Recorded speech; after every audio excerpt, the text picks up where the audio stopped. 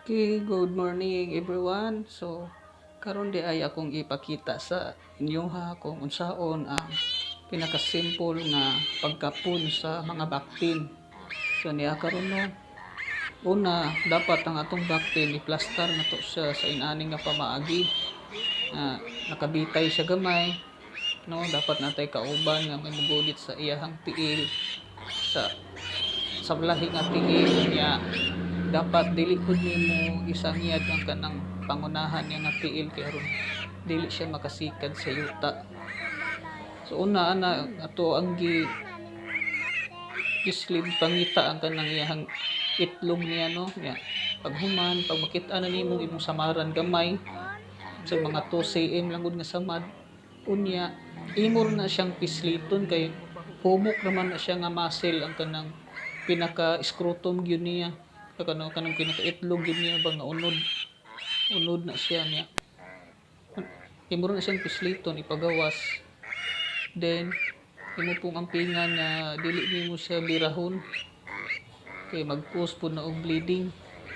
So kanang part sa kanang itlog niya naa pud na diya sa inner part ana nga murag kinain or ugat yung putong ampingan nga dili to nimo maapil og cut sa imong blade kay maputoy mag-cause of bleeding. So after nato nga gi-cut gikuha na ang katong itlog no ako siyang gibutangan og amoxicillin nga capsule so protection lang po sa infection. So primero lisod yun siya buhaton pero madugay nimong practice ni maanad ra kaani og antod nga maimo rin siya perfect. So kani ikaduha nga baktin kay danlak ni siya. Ayang kuan sa itlog dako. Sabot ana na itinain niya nga migawas.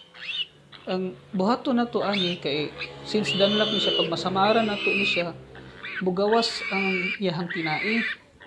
So itong himuon ani atong ampingan nga kapaon din nato nga ang itlog lang gid nato ang masamad makuha para sa itong gibuhat karon unya ana mo po na siyang pislito no ipagawas niyo iyang murag unon nya na murag imo rin siya i-destroy pingan gyud di mainat kinana siya murag kinain nga mag-cause bleeding kung tuan na siyang makuan mabira may kana nga portion din ha pag dili na to na i-close diha mo gawas ang kaning tinai sa danlak niya.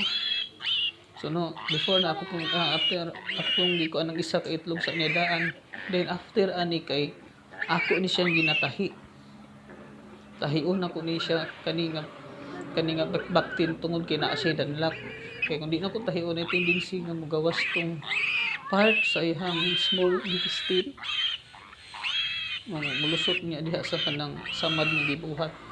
So katong primero wala na to na gitahi since wala man to sa danlak dili na not necessary na nga tahion na to ang ato ang gikapon nga baktin pag wala siya danlak meaning dili dako yung itlog okay ra siya dili tahion since gamay ra atong samad unya ato ra man pong gibira ang katong gikuha katong something unod ra man gibalik ra pud nato siya.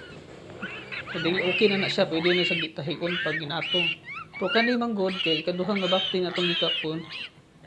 Yang case ani niya ginasi danlak dako. Yang pikas itlog kay tungod kinay tinai nga ni gawas. So man ni nga part ni gitahi na nako siya. Medyo naglisod ko sa pagtahi ani nga part kay baong koy laing available nga dagom dako mo di dapat nga nang dili lang dako nga dagom kaayo kay aron dali ra nako siya matusok. So mao na siya no gitahi nako ni nga part kay mao lagi to kani siya nga baktin danlak manggod siya dili pwede nga dili nako tahion kay mugawas gid ang iyang tinaiya na pag dili nako siya siradaan ang iyang samad. So tendency ani niya since danlak ni siya after aning nakapunan ni siya makita lang gihapon mo appear lang gihapon nimo siya nga murag naa siya itlog. Pero dili na siya itlog inyong nakita kuan na siya kung dili tinain na siya nga ni gawas lang yun diha sa iyahang part no usap po na siya sa mga kondisyon nga dili malikayan nga pag naa kay kaning baktin naagi pipila usahay gyud nga mulutsan ka og kaning danlak Then ang himuon na pud nato ana, dili data angay ma-worry kung nana ang sitwasyon sa bakti no, kay dili na siya makaapekto sa iyahang pagtubo or sa iyahang karne. Kay tinai ra man na siya. Based sa mong experiencing noon, na kaning mga danlak nga mga baktin, mas kusog hinuon sila motubo. Wala ko ka nasayod no, pero may akong na-observe sa tanan kani siya kay siya ang pinakadako. I don't know anong inana. Sagaran ako ang nakuan nga danlak nga mga bakti is mo'y una mo dako. Mo'y pinakadako. Mao na siya no. So ngano din kapunon, ako pong i-explain sa uban no, sa mga beginner pa o sa manang natingala nganong inaniyo na to ang baktin, maluoy kaayo.